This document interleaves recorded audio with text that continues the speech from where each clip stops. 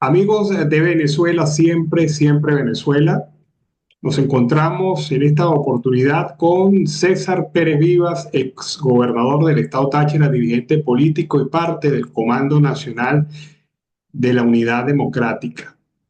En una situación en donde la oposición se encuentra ante nuevos dilemas y apremiantes dilemas, participar o no participar en el proceso electoral convocado, cómo gestionar la defensa del voto a pesar de llamar a la abstención y sobre todo enfrentar las circunstancias políticas país en donde cada vez el régimen pretende apretar más a la oposición.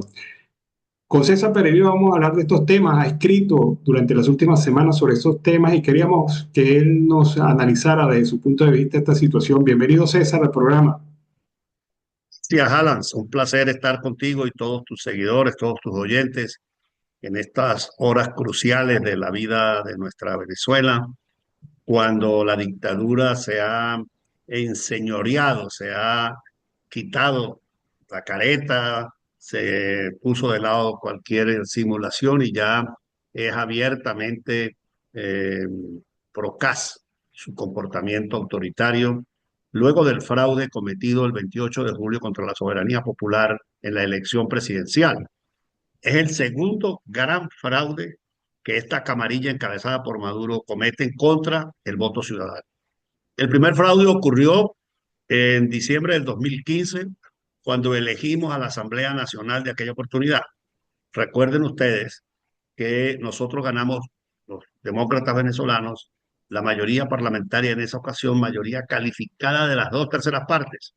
Y la primera maniobra que adelanta Maduro es desconocer a los diputados del estado Amazonas a través de un recurso judicial totalmente atípico, totalmente ilógico, sin precedentes en la historia del derecho electoral venezolano, y suspende a los diputados de Amazonas.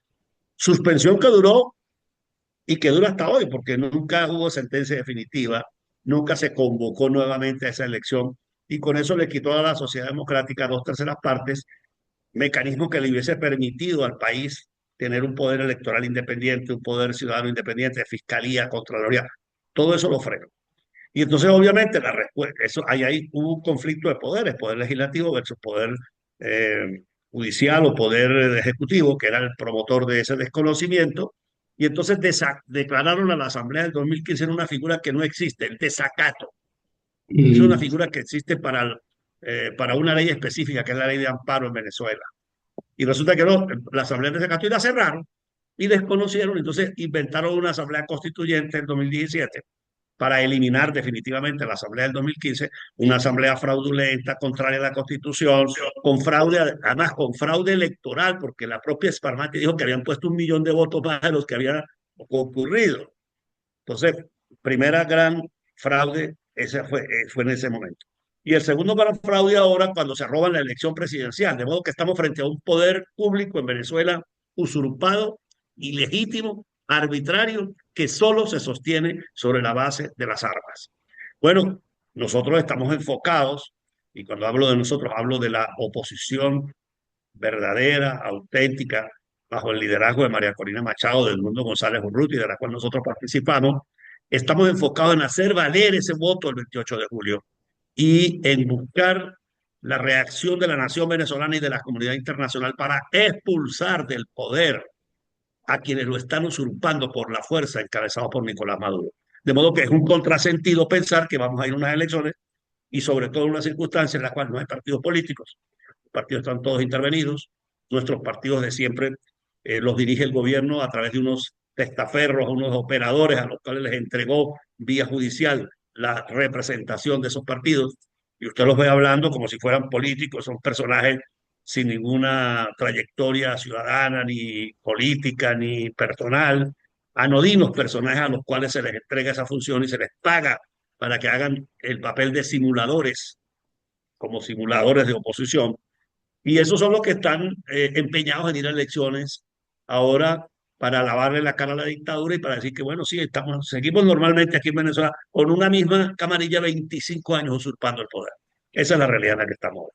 César, sin embargo, hay personajes de la vida política muy conocidos como Manuel Rosales, partido como Nuevo Tiempo y organizaciones bueno, mal que bien, pues tienen alguna acción o alguna vida política en el país. Esa facción de Acción Democrática que está en la Asamblea Nacional también pareciera llamar a la participación política.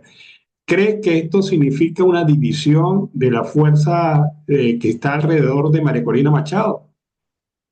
Creo que más que una división, estamos frente a una sinceración, porque aquí cada quien está asumiendo su rol.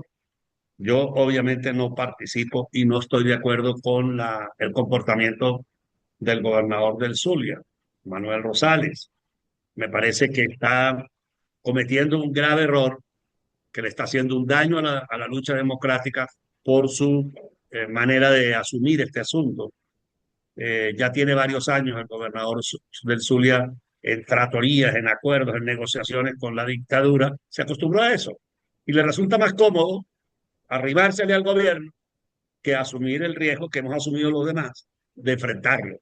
Porque nosotros lo estamos enfrentando en el terreno político, en el terreno jurídico, en el terreno de las ideas. Pero esta postura nuestra a Maduro y a su camarilla le incomoda. Entonces nos inventan. Escucha a Diosdado Cabello acusarme a mí de que yo estoy instigando al odio. Anuncia que me van a matar, con lo cual está revelando sus planes. O sea, ellos inmediatamente nos descalifican. Entonces, el hecho de que algunos personajes, ¿verdad? Como estos y otros que seguramente van a surgir, se lancen a tratar de lavarle la cara al gobierno, a dar por bueno lo que pasó el 28 de julio. Entonces no pasó nada, aquí no hubo fraude y Maduro ganó limpiamente la elección y por lo tanto participa. No tiene ningún sentido. Y no tiene ningún sentido tampoco esa tesis de la cual hay que cuidar los espacios, vamos a defender el Zulia. Está defendiendo. Si el pueblo del Zulia está sufriendo tanto como el pueblo del Táchira, como el pueblo de Mérida o el pueblo de Guayana, las consecuencias de una dictadura atroz como la que tenemos. Si el pueblo del Zulia también sufre los cortes eléctricos, sufre las consecuencias del saqueo que Maduro le ha propiciado con su camarilla al país. Porque es que a alguna gente se le olvida cómo estos señores manejaron un millón de millones de dólares, cómo se robaron Caribe, cómo se robaron la plata del petróleo. O es que la situación con Rafael Ramírez, con Tania Leizamí, con Telechea, eso lo inventamos nosotros, ¿no? Esos son hechos que surgieron del propio gobierno y que evidencian cómo el dinero de Venezuela ha sido saqueado. Y todo eso se le olvida a Manuel Rosales.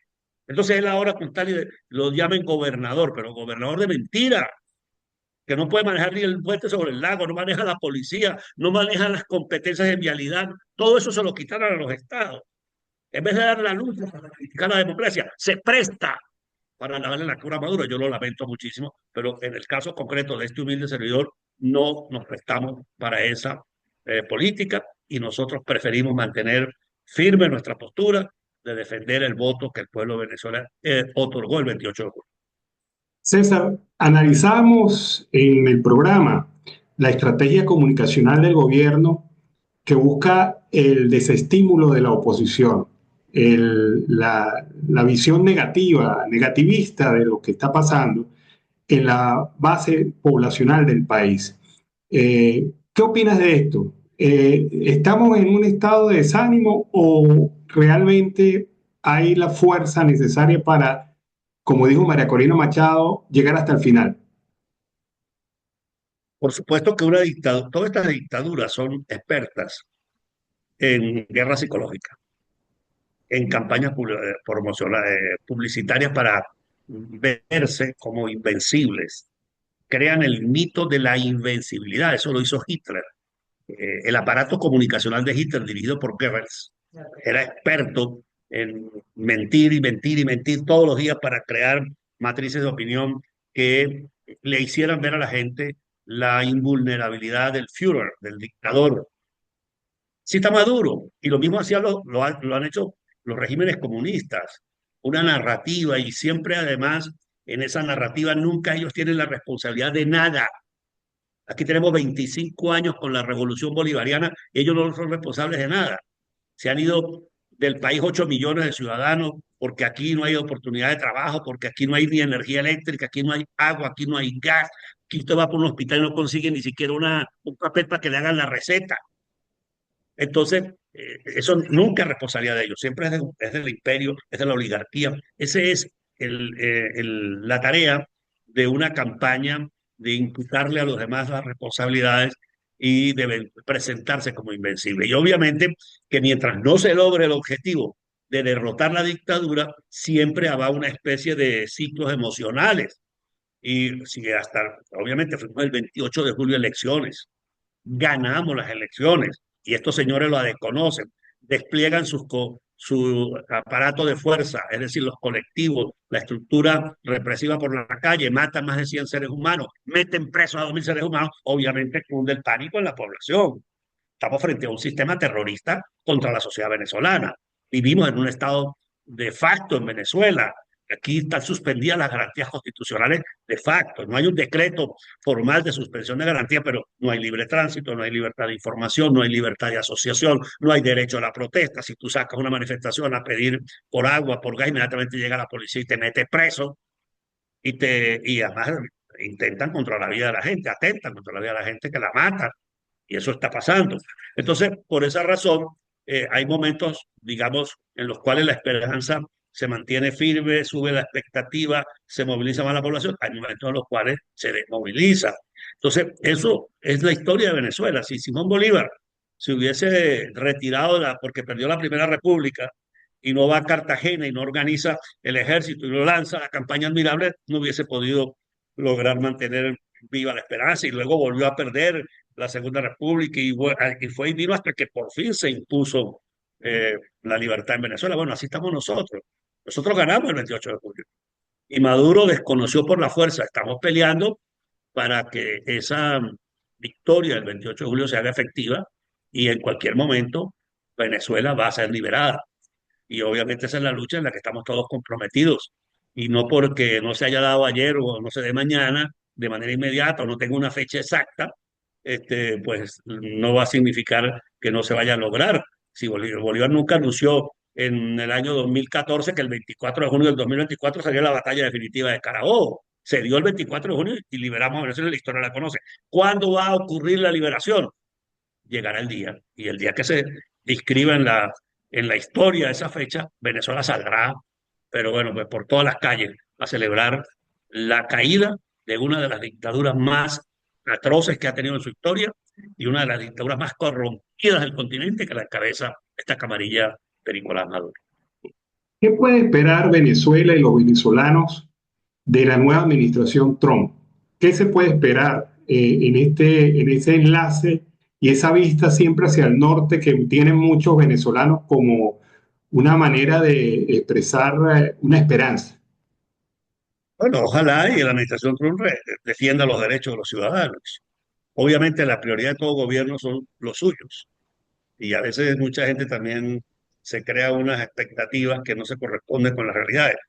El señor Trump ganó con un discurso, con una propuesta y ahora está en los primeros 100 días de su gobierno tratando de convencer a su nación, a su electorado, que le está cumpliendo la consigna Primero América, First America, Primero América, primero los americanos. Entonces, bueno, le estaba diciendo, mire, yo estoy aquí haciendo respetar a Estados Unidos, estoy sacando a todas las personas que vinieron aquí de manera indebida a los Estados Unidos y obviamente lanzan unas medidas que también nos afectan a nuestros ciudadanos. María Corina lo dijo ayer o antier en una rueda de prensa, que se están hablando con las autoridades americanas para que se considere a los venezolanos de bien que les tocó emigrar. Si bien una minúscula parte de algunos personajes fueron a delinquir a Estados Unidos, eso no son los venezolanos. Los venezolanos somos gente de trabajo, gente de bien, y obviamente aspiramos a que la administración Trump los respete, le respete sus derechos, con valore la realidad en la que estamos aquí en el país, de hambre, de desempleo, de destrucción de la economía, y de que esos venezolanos, si mañana llegaran todos, no aguantan ni siquiera la energía eléctrica. Aquí llega medio millón de venezolanos más a vivir y hay un apagón general porque la capacidad de generación y de transmisión eléctrica está en el suelo. Entonces, recuperar las capacidades de servicios en Venezuela va a tomar tiempo. Y por supuesto que la administración Trump no siga, como le pasó a la administración Biden, haciéndole concesiones a un dictador como Maduro, y que estos personajes que se han enriquecido, se han llevado millones de dólares de Venezuela para Estados Unidos y para Europa, Oye, les se han confiscado esos bienes que son de Venezuela, porque todos los hijos de Jorge Rodríguez viven como reyes en México, los hijos de Padrino en Madrid. Entonces, esos personajes se quejan de los imperios de otros países y en Estados Unidos, toda esa gente que ha negociado, que se ha hecho multimillonaria con el gobierno de Maduro, grandes recursos.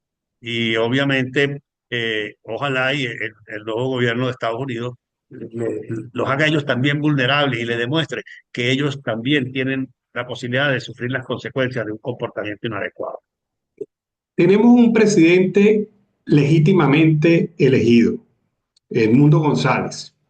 Tenemos un liderazgo claro a través de María Corina Machado, que ha sido permanente en su discurso desde hace años hasta el presente. Tenemos un grupo de dirigentes en la oportunidad de construir una acción política clara. ¿Qué nos falta para ese trecho de rescate institucional en Venezuela? Falta un elemento porque el problema es que nosotros ya logramos el liderazgo, logramos lo que es racional en el mundo moderno, que es la mayoría y el voto ciudadano, la organización social del pueblo, la magnífica organización electoral que logramos armar para el 28 de julio, demostró que Venezuela repudia al socialismo. Ahora, estamos frente a una banda criminal que usó grupos paramilitares, entre otros la guerrilla colombiana, para atacar a la ciudadanía venezolana en la calle, colectivos en Caracas disparándole a la población, la estructura de policía y de Guardia Nacional reprimiendo al pueblo sobre eh, el fraude cometido. Entonces nosotros obviamente no somos una organización militar, ni queremos serlo, porque somos una organización ciudadana. Entonces, oye, la única manera sería que hubiese una fuerza, y esa fuerza la tienen son los militares venezolanos. Y por eso María Corina y Edmundo González le ha dicho a los militares, cumpla su obligación. Ustedes no están al servicio de un partido ni de un hombre, ustedes están al servicio de la soberanía nacional y por lo tanto son nuestros propios soldados los que tienen que reivindicar, los que tienen que eh, hacer respetar la decisión de Venezuela, porque en este momento todos los venezolanos estamos secuestrados por una camarilla que se apoderó de las armas de la República para imponer un poder ilegítimo e ilegal como el que hoy ostenta Nicaragua. No quiero dejarte ir sin preguntarte sobre el tema Catatumbo. Aquí se desnudaron muchas cosas y has escrito sobre esto. ¿Cuál es tu visión final sobre este tema del Catatumbo? Bueno, que la revolución llegó al Catatumbo. Y ese es mi artículo de hoy en el Diario Nacional de Caracas y en los medios nacionales que publican mis artículos de opinión. Lo que está pasando en el Catatumbo es el rostro de la revolución, la violencia. El socialismo del siglo XXI, que no es otra cosa que el viejo comunismo del siglo XX y del siglo XIX, es por naturaleza violento. Ellos siempre buscan imponerse por la vía de la fuerza, pero además son atroces, son criminales. Mira lo que han hecho en el Catatumbo. No solamente se enfrentaron los dos grupos que están disputándose el control de ese territorio para poder facilitar el tráfico de la droga, sino que fueron a la casa de los vecinos del Catatumbo y a muchos los ejecutaron en sus casas. Esos son crímenes de lesa humanidad.